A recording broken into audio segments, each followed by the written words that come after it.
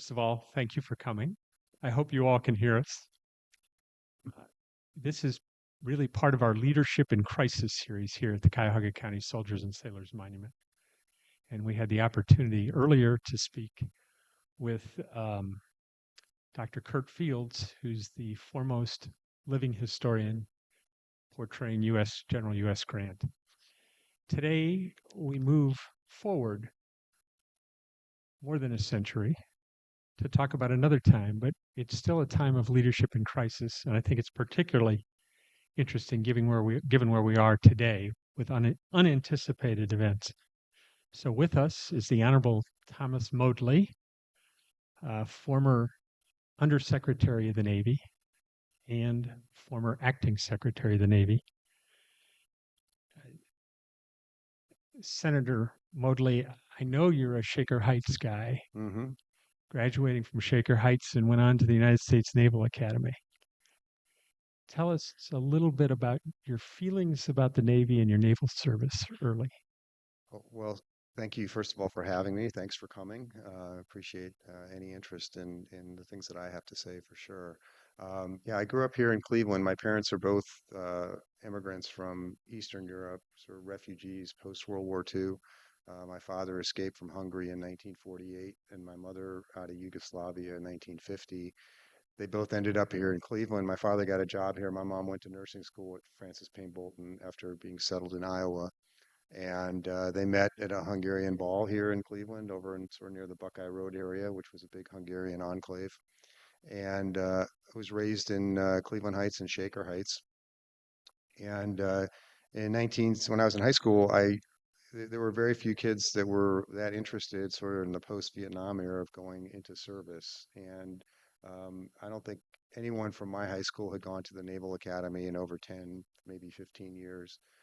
But I started getting interested in it for a variety of different reasons, and it is one of those things that I would consider a life-defining experience. It completely changed my perspective on a lot of things. I grew up a lot when I was there, and it sort of set the tone for the rest of my life, both from an academic perspective, from a leadership perspective, from an understanding of the nation and how it fits, and all the different people that are here.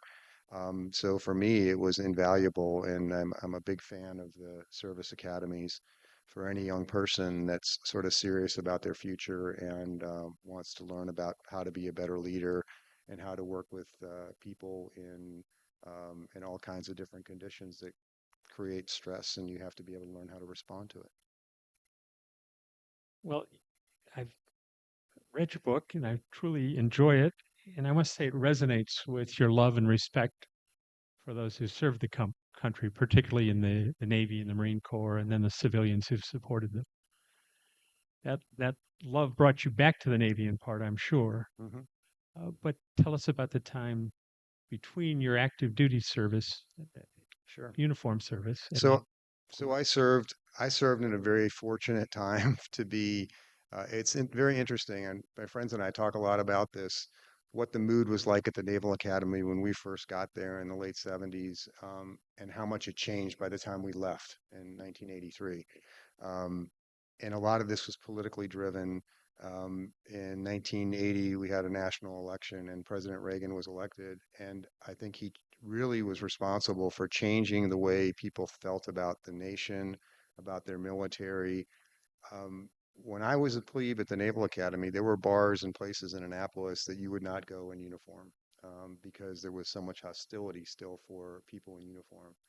By the time I graduated, and up until the time it is now, the midshipmen are like celebrities in town. I mean, they're loved, they're revered. I'm not so sure that's so great in some sense, but because I think sometimes it creates a false sense of superiority.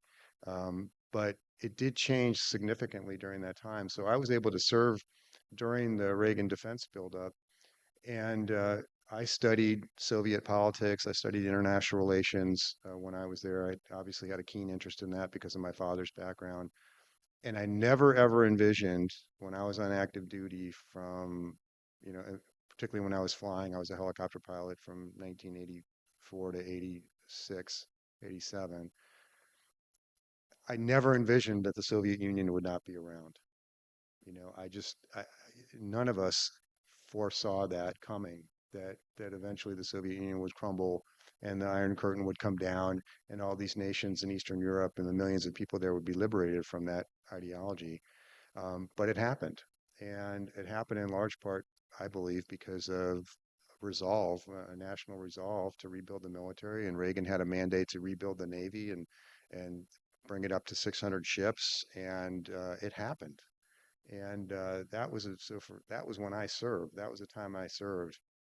And I left in 1990 and decided to go to business school and spent most of my time in business up until about 2016 when I was asked to come back into government. So um, that time in business was invaluable for me, broadening my horizons and an understanding of the rapid change that we're experiencing in the business world, the influx of technology and how much that's changing so many old industries. And, when I was in business school, 1992, some of the biggest companies in the world were like Xerox and, these companies that like don't exist anymore because they were unable to keep up with the change and the pace of technology and how rapidly the world was changing. And when I became undersecretary and secretary of the Navy, this was the theme that I tried to instill in the department that we could be Xerox if we don't start thinking differently about the future and start becoming much more agile as an organization. We had basically a Cold War mentality in terms of how we were structured, and the Cold War was structured around a long-term struggle against an adversary that was very well defined. And all of a sudden, that shifted into uh, uh, episodic struggles against adversaries that we couldn't define, and they were constantly changing and rapidly changing. And so that range of adversaries and their ability for even small adversaries to create incredible disruption. And you look at what happened on 9/11, for example, basically you had, 25 people who caused trillions of dollars in damage and all kinds of wreckage to our economy, just because they were creative in their evil intentions. Um, they didn't have nuclear weapons, but they set us on a path for war for 20 years. And so what I tried to emphasize when I was in the job was, the times are very, very different, and we need to become a lot more agile, a lot more adaptable, a lot more comfortable with failure and learning from failure and things like that. So those are the themes that I was trying to emphasize. Yeah, and in your book, you do speak to agility as sort of a goal for the whole service, Hmm. and by that I mean both the Navy and the Marine Corps, Yes. Hmm. since both came under your responsibility. Yes, it's one of the unique, up until a couple years ago when they created the Space Force, it's one of the unique things about the Department of Defense is that the Department of the Navy has two military services underneath it, the Navy and the Marine Corps. And they are designed really to work together in close coordination with each other. The 20 years of war in Iraq and Afghanistan started to break that relationship because the Marines were deployed on the ground, mostly in Afghanistan, some work in Iraq, but mostly in Afghanistan. And the Navy was not really involved with them. So the commandant who just retired, General Berger, he recognized this about 4 years ago when he became commandant, and he's slowly trying to move the Marine Corps to a much closer integration with the Navy and this future Navy that we need, which I think is the right In push. fact, I think he's removing the Marines from the armor business, right? Yes, they're getting rid of all their tanks, and they want to be fast, light, mobile, move, attack. But they've got to work with the Navy to be able to do that. And they also have to start integrating unmanned technologies, unmanned surface vessels, and things like that, and to be able to do that type of movement. And they're focused mostly on where we think the most exigent problem is, which is in the Pacific region, which is a huge, vast region with lots of islands and lots of places for both adversaries to hide, but also for us to be able to counter them. And so part of your discussion to become agile, we need to do better at learning. Yes, And so one of the ideas you pushed was something called education for sea power. right, right.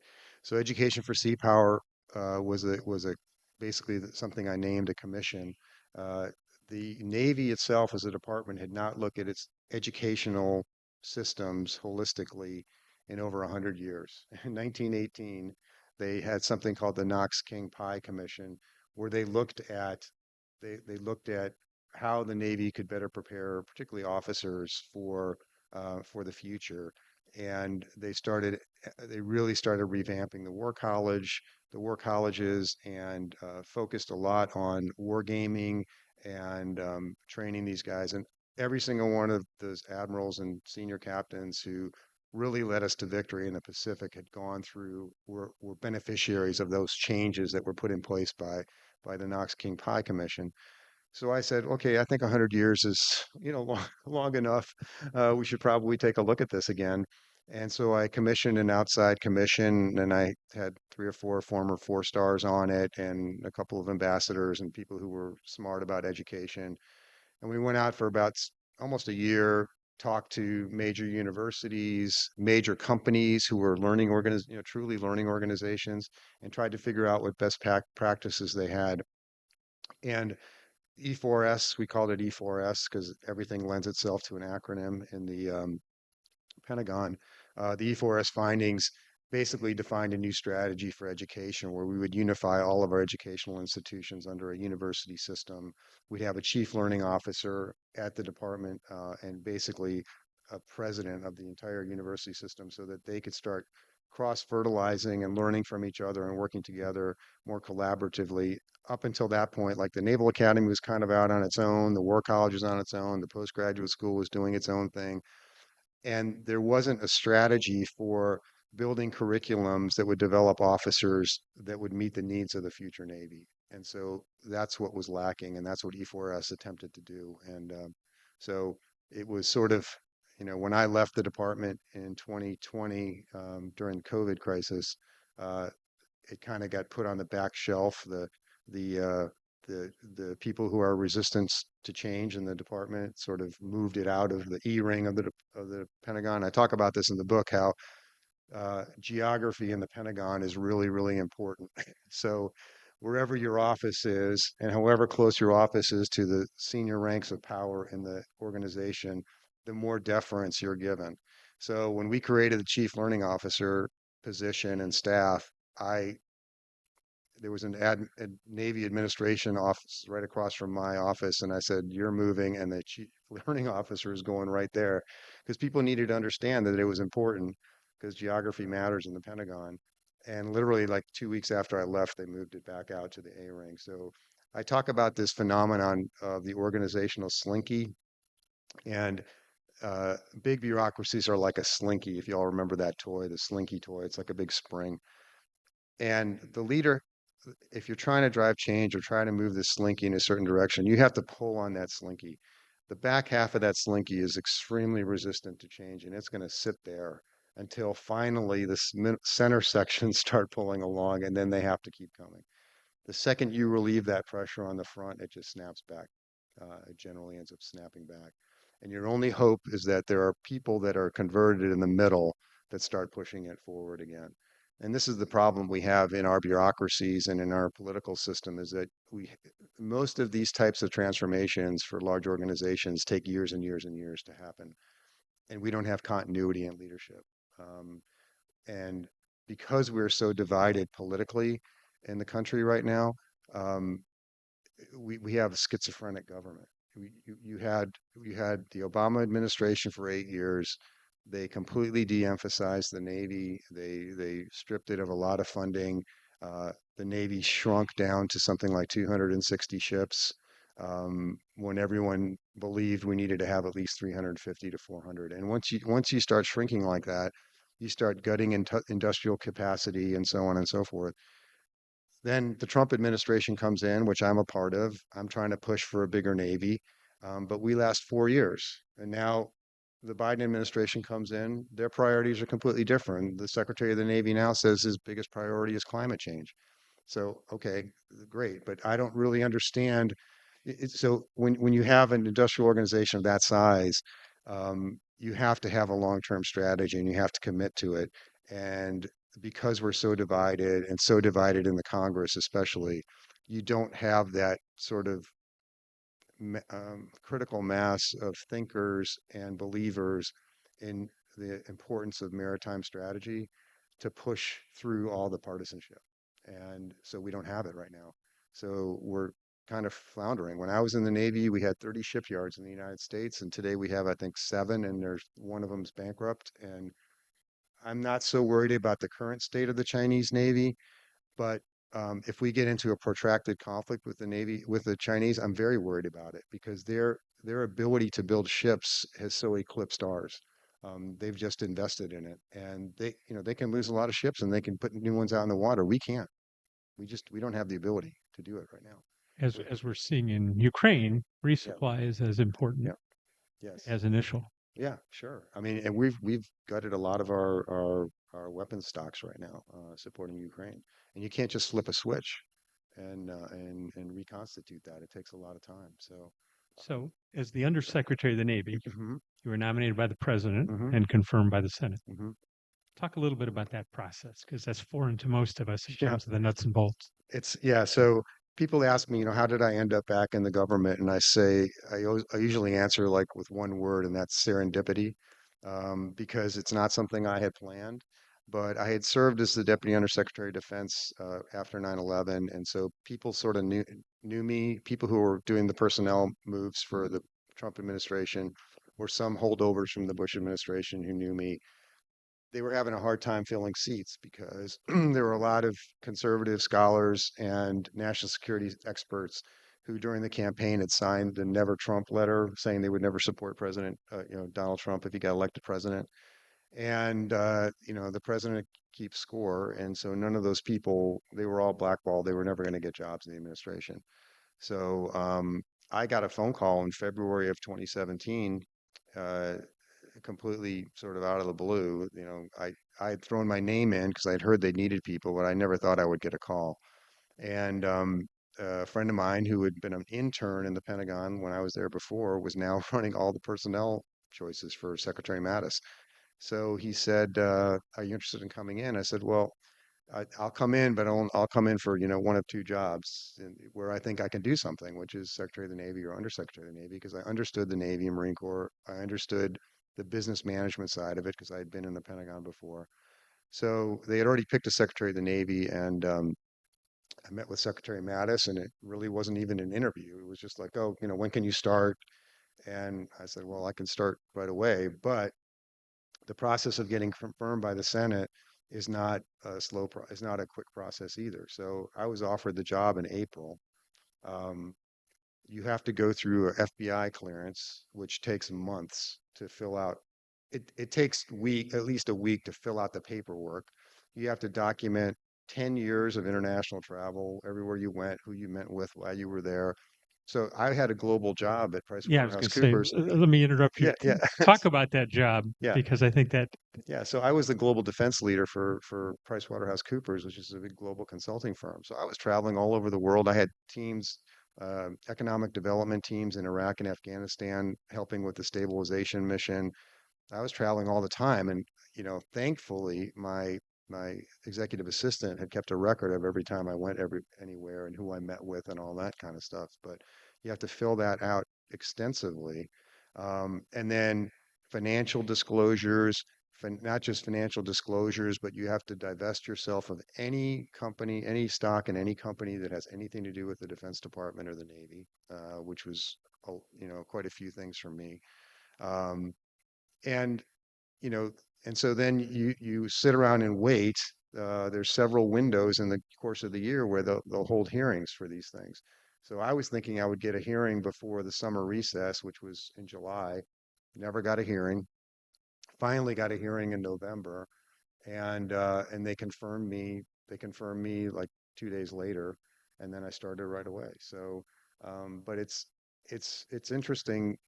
It's the financial sacrifice was pretty big because I always I tell people who have no idea um, how little money people make in these jobs, and it's not about the money, but it's just when you think about the scale and the difference in scale. So The Department of the Navy is about a $220 billion a year enterprise. That's how much money we spend. It has 1 million people in it when you include active duty reserves, Navy, Marine Corps, and civilians, about 225,000 civilians in the whole organization. The CEO of that enterprise is the Secretary of the Navy. He makes $160,000 a year. And I think I've heard stories that President Trump would ask like senior generals like how much they made, like, oh, you must make, 5, 6 million a year, for these guys who are like the chairman of the JCS. And no, they don't make anywhere near that. And in order to serve, you also, I had to get an apartment in DC.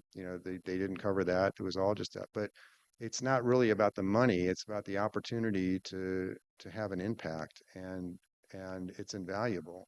And when I in my book, I talk through that, like trying to define what the purpose was of that whole time.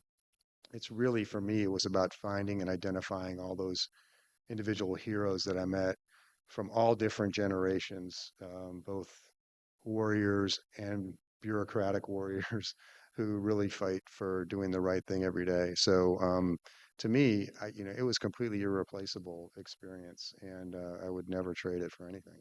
Yeah, let's talk. Then you become acting secretary because Hmm. the Secretary of Navy resigns. Hmm.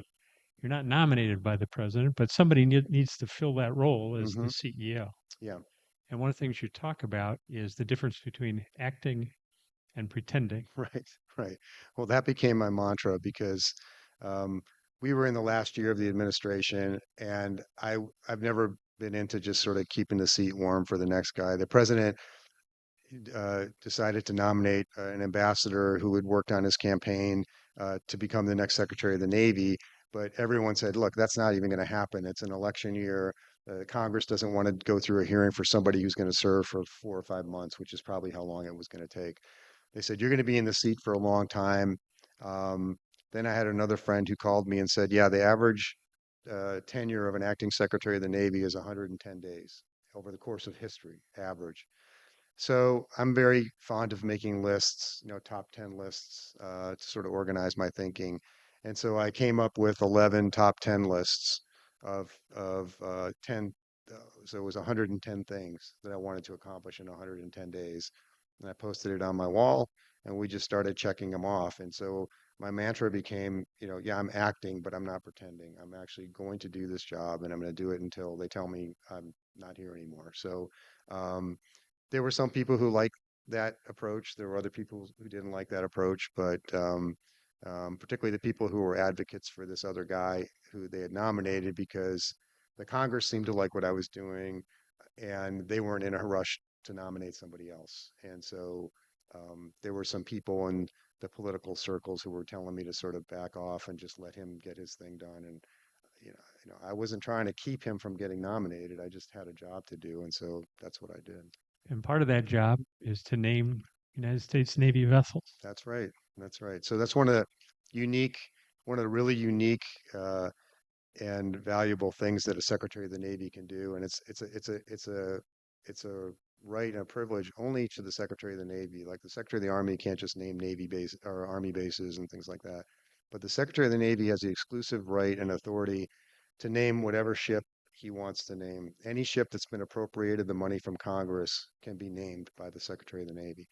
So one of the first things, on my list of 110 things, there were 5 ships that hadn't been named by my predecessor. He was basically fired by the Secretary of Defense, and he had never named these other ships. 2 nuclear submarines, 2 Virginia-class submarines, the one Columbia-class submarine, which is a ballistic missile submarine, the new frigate program, and the aircraft carrier CVN-81, which was a new Ford-class carrier. So I made the decision that I was going to do some historic things with those namings. The first thing I did was name the two submarines after the two most famous battleships that we lost in Pearl Harbor on December 7th, 1941.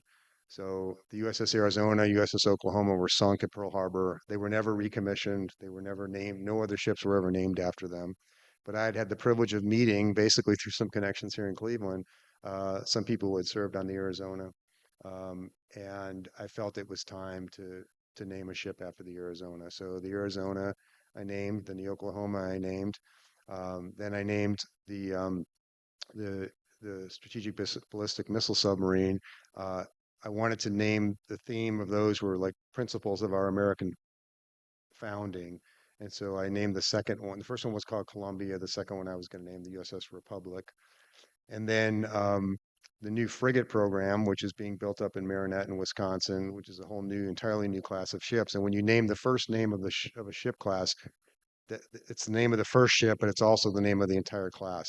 And so I named that the USS Agility because I wanted to uh, uh, emphasize the importance of those characteristics. And then the final, the most historic one I named was I decided to name an aircraft carrier after an African American sailor who was a hero at Pearl Harbor. And that was really going against tradition because normally they name these carriers after either former carriers or presidents of the United States. And I felt it was time to honor our enlisted sailors and also African American sailors. So I assembled a group of admirals, retired African American admirals who I have met over the course of my time. Actually, three of them are from Cleveland, believe it, or not, which is crazy. One of them, J.C. Caesar, is on the Cleveland Commissioning Committee. Um, just great guys and thoughtful guys. And I asked them, you know, what I want, here's the criteria. I want you to name, I want it to be World War II, and I want it to be uh, preferably a sailor, enlisted sailor. So they came back a week later, said it has to be Doris Miller. And Doris Miller was a messman on the USS West Virginia on the morning of Pearl Harbor. And back in that day, we had sort of pseudo segregated service. African Americans were not allowed to handle weapons. They were never trained to handle weapons. They served as like stewards and porters and messmen and that type of thing. Um, he when his ship was attacked and his captain was killed, he mounted a machine gun and shot down several Japanese planes as they were flying over, and he won the Navy Cross for that. And I decided that I would name an aircraft carrier after him. And so on Martin Luther King's birthday in 2020 in Pearl Harbor, we had a big ceremony, and I named the ship after him. And that was probably one of my greatest days of my life, uh, having the opportunity to be a part of that. We can't talk about ships being named and and not talk about the USS Cleveland. Yeah, so when I was the undersecretary, we have a class of ships called Littoral Combat Ships, LCSs. And my boss, Secretary Spencer, had spent some time living here in Cleveland. And I, we had a couple more of those to name. And I said, I lobbied hard to name one after Cleveland. And so the very last ship in the LCS class, LCS 31, is named the USS Cleveland. Um, that started a whole chain of events here in Cleveland. There's a commissioning committee here, and it's actually a legacy foundation. So the ship was christened about 6 months ago up in Marinette. My wife is the ship sponsor, so she's the one that cracked the champagne bottle on the side of the ship. And there's some really good videos of her doing that online. She really took a, have you seen the videos? I have not, but I There, look forward to it. she was very paranoid about not swinging hard enough, and she really, she backhanded this thing, and it just was great. So, um, it was so great that people tell me like, like, I hope you like know like are aware of her backhand. And I said, yeah, I'm smart enough to know to stay out of that swing radius, whenever I say something stupid. So I'm smart enough to do that. So the ship will be commissioned here on the lakefront in Cleveland, and hopefully we're looking like 16 months from now, which will be the spring of 2025. And that's going to be a fantastic celebration here on the lake. It'll be really, really meaningful for the city. And then the plan is that the ship will serve its commission duty, and then it's going to come back here, and it's going to be a Navy museum down here on the waterfront, down there where the Mather is and where the USS Cod is, and it'll be part of the Cleveland waterfront for the rest of its life, which will be really great for the city and a great way to connect and educate young people in the city about service in the Navy and those types of things. So I'm very excited about how the city has embraced the whole project. It's been really beyond my expectations. It'd be remiss of me not to mention the fact that the book is entitled Vectors, which Yeah. is sort of your organizational principle, not only during your time as Yes. secretary, but also as an author. Right. So vectors, I made a commitment that I would write a note to the entire organization every Friday. Just expressing what I thought was important for them to understand, what was on my mind, what was happening with the Navy, what was happening generally in national security issues and stuff like that. And I tried to write these things so they would be very relatable to everybody. These notes went out to 1 million people. And I send them out on unsecured because I really wanted industry and I actually really wanted spies, people who are monitoring us to know like we're serious and we're seriously committed to the Navy. And so I sent those out every Friday. And the the the way I organized the book, I had got such great feedback on that from so many people when I would go out into the fleet. It was just this, people were saying, "Well, we haven't heard from senior leadership like this. It's so great to be able to." And to me, that was just like I didn't think that was some great revelation. I thought that's just what you do. When you're in charge of an organization that big, you have to be able to communicate so people understand what's going on. Um, so the book is titled Vectors because the way the book is organized is the first 5 chapters are about my time as the undersecretary, and they talk about the things that I just talked about with you about education for sea power, the agility things that I was trying to drive into the department. Chapter 5 then goes through sort of the meltdown where Secretary Mattis resigns, um, my boss gets fired, the chief of naval operation has to withdraw his nomination. So the cast of characters change substantially. I become the acting secretary. And the next 19 chapters are my 19 weeks as the acting secretary of the Navy. And I set up each chapter with a song lyric of a song that I like from a variety of different genres. And that sort of sets a tone for the chapter. And the chapter ends with the heroes for the week, the villains for the week, and then the vector that I wrote. So when you get to the end of the chapter, it becomes pretty obvious why I wrote the vector that week because I really talk about everything the things that happened that week. And some things were great, like going out to Pearl Harbor and having the opportunity to name the Doris Miller out there. And some things were horrible. My very first week on the job, we had a shooting at Pearl Harbor where a sailor killed several shipyard workers. And then 2 days after that, we had a horrible shooting in Pensacola where a Saudi flight student killed a bunch of our naval flight officers down there, flight students down there. Um, so some weeks, that's sort of what the job is like. Those three, had a shooting on a Wednesday, a shooting on a Friday. The Saturday, I was presiding officer over the christening of the USS John F. Kennedy with the entire Kennedy family down in Newport News. So that's what the job is like. It's unbelievable. Like the roller coaster ride from, really deep, sad things that happen to really triumphant things to sad things. And that's sort of what the book sort of takes you through that whole roller coaster ride. And I say that you you can't really know um, when you're going to get off that ride, if it's not really up to you for the most part. And you just have to really take advantage of the time that you're on it. And that's what I try to do. And of course, the word vector itself implies movement, right? Yeah, it provides, yeah. So initially we were coming up with a name for this. My staff thought we should call them bearings. And I said, well, a bearing just tells you where you are. It doesn't tell you where you're going or how fast you should be going. And a vector has both direction and amplitude to it. And so it was a much more fitting word for the communication. And one of the great things that you do, not only in those vectors, but in the book itself, is talk about some of the people along the way. And one of them is a member of our commission here, a young man by the name of Matt Previtz. And Matt, I think, has been a joy to work with. Oh yeah. I mean, so Matt's one of these guys, and I've told him this in private, and I don't know how big of an audience this will have, but I read a book by Malcolm Gladwell called The Tipping Point, and in The Tipping Point, he talks about the types of people who are necessary to have in your organization to really create a major transformation. And there are people called mavens, and these are people who really understand. They're like deeply steeped in their subject matter, and they really know everything about it. And then you have people who are called connectors, and these are people who know everybody, who has the right level of skill to bring in at the right time. And then there are salesmen, and salesmen are people who can just sell an idea with enthusiasm. And it's very few that those three types of people are embodied in one person, but Matt is one of those people I've met in my life who is like that. And he's really, Without Matt's involvement here in Cleveland with the USS Cleveland Commission and his involvement with us and helping us with, I don't think a lot of this would be happening. So he's a he's a real he's a real I think credit to this community, and he loves the city, and it's great that you guys have him here. You also talk about a couple other gentlemen you met here in Cleveland who were World War II veterans, Hmm. Woody Williams and Emery Crowder. Yeah, so Woody Williams, I think the first night I was here for Navy Week in 2018, and that's sort of what got this whole ball rolling. That's when I met Matt and a lot of the people here in the city.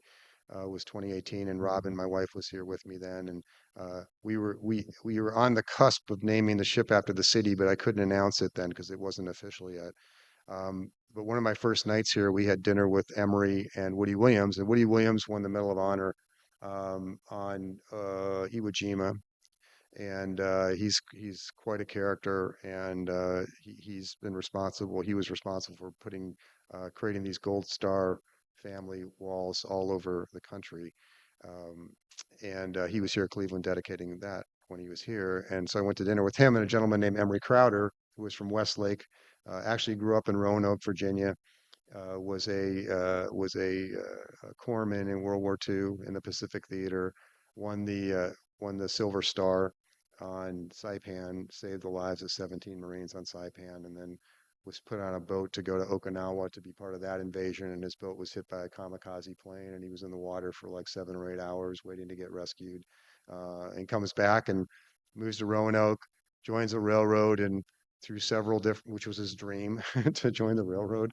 Um, and he joins the railroad, and through all these railroad consolidations, he ends up here in Cleveland and lives in Westlake. And um, we got to know him. He became a part of our family for the last, 3 or 4 years of his life. We just became very, very close to him, and I was able to bring him to the Army Navy game in 2019 and got him on the field with me. We took him to the Messiah concert in Annapolis. We took him to Actually, there's a very famous Associated Press photograph of George H.W. Bush's body lying in state in the Capitol. And he was actually Emory was visiting me in the Pentagon that day. And so Matt and others shuffled him over there so he could stand in line and pay his respects. And he was wearing his veteran's hat. And one of the security guards like took down the velvet rope and let him approach the casket and salute it.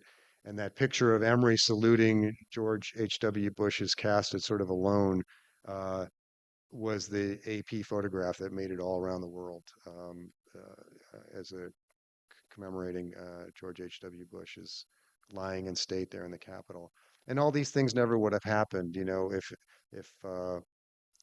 just if I had not taken the job, if I had not been here in Cleveland, if I had not been from Cleveland, meeting people like Matt, and the book is full of stories like that of people that met because of the job that really had, a profound impact on moving a lot of these efforts forward.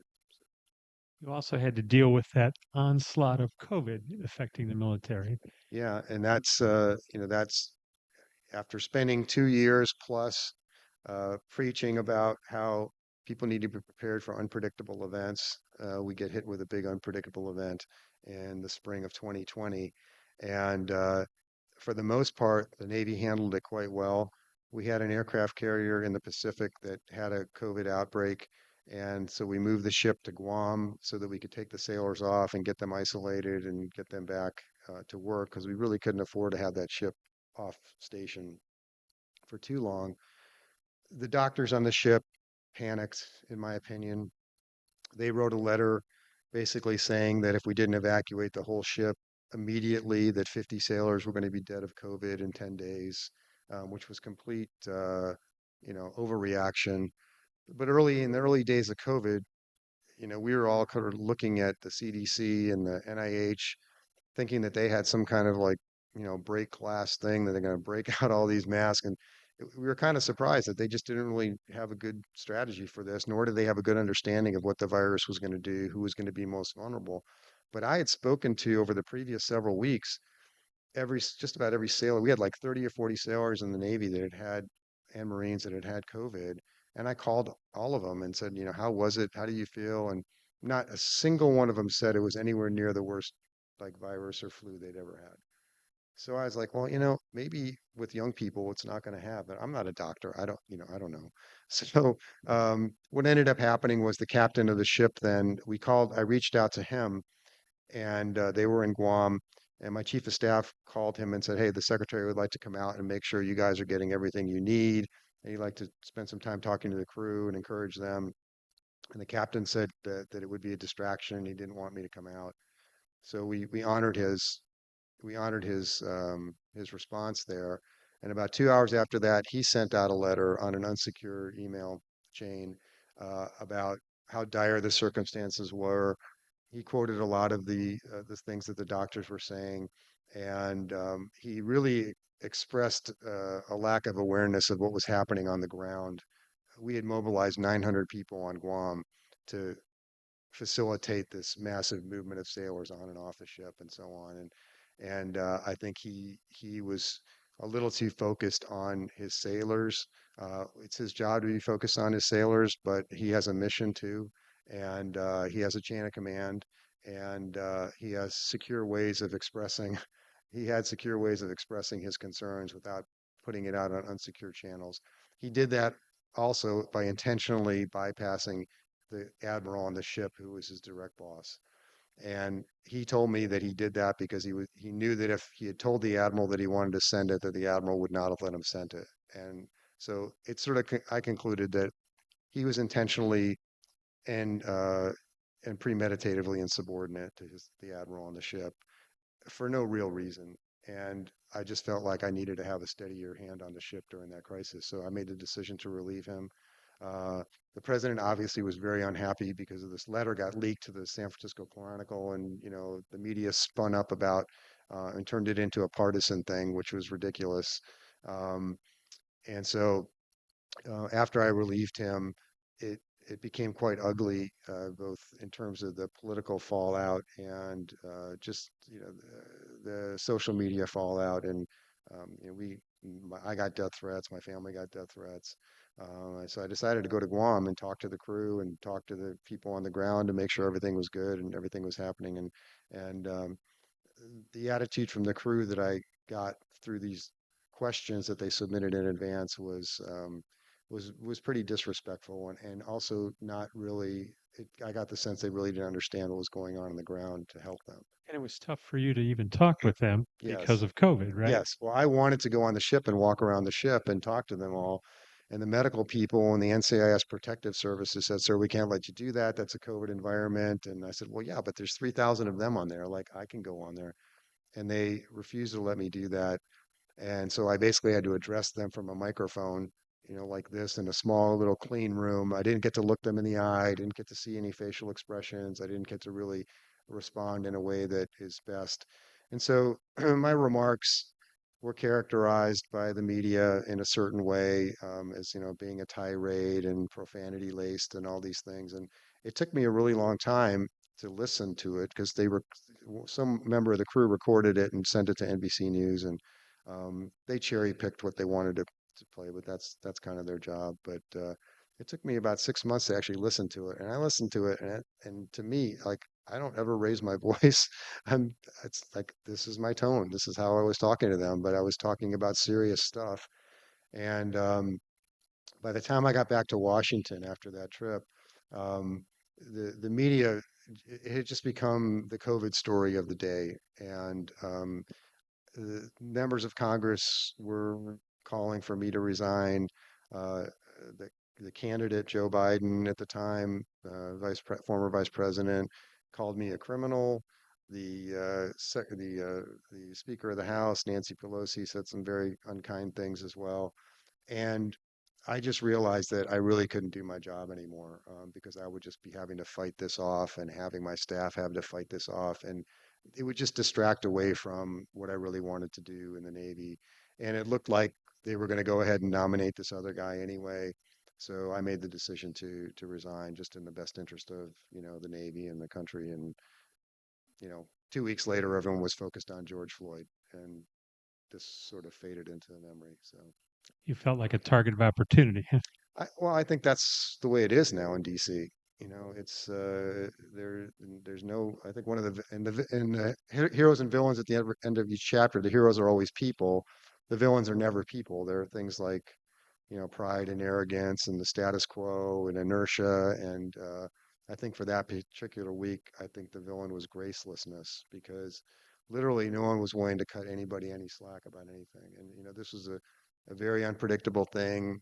Everyone was trying to do the best they could. Everyone was on everything. We were figuring a lot of things out on the fly, but there were certain things that I felt I was responsible for, and that was to ensure that I had a captain on that ship that was making good decisions. And I just got the sense that he wasn't. And so that's why I replaced him.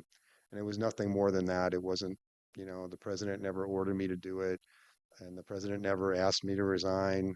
I never even talked to the president about this. But of course, the media will speculate and turn in all kinds of things that just simply weren't true. Um, so, so that's sort of those are the last couple chapters of the book. That's sort of the last week and a half.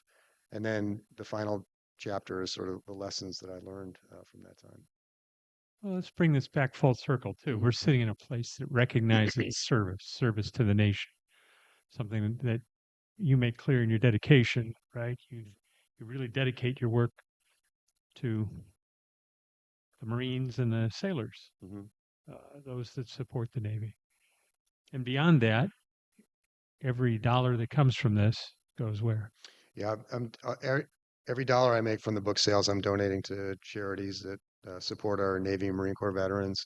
I'm trying to focus a lot of that on some of the suicide prevention stuff that's a big issue for our veterans. There's homelessness too, that are issues that are big challenges right now. But yeah, that's why my main objective for the book is just to get a lot of people to read it because I think it's, you know, even if I don't make a dime for these charities, I want a lot of people to read it because I think it'll give them a really good insight about sort of what happens behind the scenes, um, and who are the people that we should admire in Washington and in the military and the things that they do. And I think all of the villains, they're not just villains that impact the Navy or the government. They're villains that operate every day in all of human interactions, and I think people can learn a lot from that. So I'd like a lot of people to read the book, and like I said, if people decide to buy it, all that money is going to charity. So. And then again, we can't leave without your underlying response or ending to every one of your vectors. Okay. So, yeah, at the end of every vector, I would say beat Army. And that is a phrase we learned. And the epilogue sort of describes it. I could read the epilogue if you'd like. Would you like me to read it? Okay. So a lot of people who are in the Army or have been in the Army get offended when I say beat Army, but I'll explain to you what it means. And the epilogue's called Beat Army, Sir. As time has passed, I've become more accepting of the fact that many will forever characterize my short tenure on the bridge of the Navy by the unfortunate events of its final days. I cannot control that narrative. It is essentially futile and unproductive to try. The people who know me best and defended me most remain loyal and supportive. While I would be gratified if this book offered my critics an opportunity to adjust their perspectives, I don't expect it. I understand that I was just a bit player in a much larger drama unfolding in our nation at the time. It continues to unfold without me. However, I am not discouraged. I know that we still have heroes who define what is good about this country, those who are not afraid to do the right thing selflessly, to confront the villains with integrity and courage, and never give up the ship. I know they are out there. I've seen them, I've met them, and I've been inspired by them. As first year midshipmen, plebes at the Naval Academy, we were all required to shout, "Beat Army, sir," every time we turned 90 degrees to change our walking direction inside a building. It eventually became an act of compliance and defiance. The louder and more expressively we screamed "Beat Army," the more it disturbed the peace that normally permeated the halls. That shout, that one phrase, shattered the silence of submissive conformity to which we were all expected to comply. Although we were the lowest of the lows at the academy during that first year, the cacophony of Beat Army chants bonded us together as a class. Its significance extended beyond just a football game. or the broader rivalry with West Point. Beat Army taught us the importance of maintaining relentless focus on our ultimate adversary. It reminded us that we weren't alone in that focus. It reinforced our understanding of what our team was about and who was on it. It taught us to never ever give up the ship. Reforming large, change resistant organizations like our own government is hard and unforgiving work. However, it must be pursued with the same passion and commitment as is expressed every time a plebe at the Naval Academy shouts, "Beat Army, sir," at the top of his or her lungs, or when a first year cadet at West Point shouts, "Beat Navy." Institutional reform efforts must always involve compliance and bold defiance. They require working within the system to improve it. More importantly, they require confronting villains daily and finding heroes to create a special kinship among them. This work is the daily manifestation of the Beat Army ethos, especially when it means working hand in hand with our Army rivals to defeat the villains and adversaries we will ultimately face together. Beat Army gives us purpose and it gives us hope. So I say beat Army to the status quo, to time and to complacency, beat Army to complexity and to divided memories, beat Army to inertia, to empty rhetoric and to arrogance, beat Army to isolationism and to detachment, beat Army to the dysfunctions of the network and to the fair share myths, beat Army to pride and to the sexy stuff, beat Army to gracelessness, to fear and to frustration, and most importantly, beat Army to the cynicism that erodes both the trust we have in each other and the love we must have for our nation in order to defend it. Say it loud, live it louder, confront the villains and defeat them. Beat Army today, beat Army tomorrow, beat Army, sir, forever and evermore.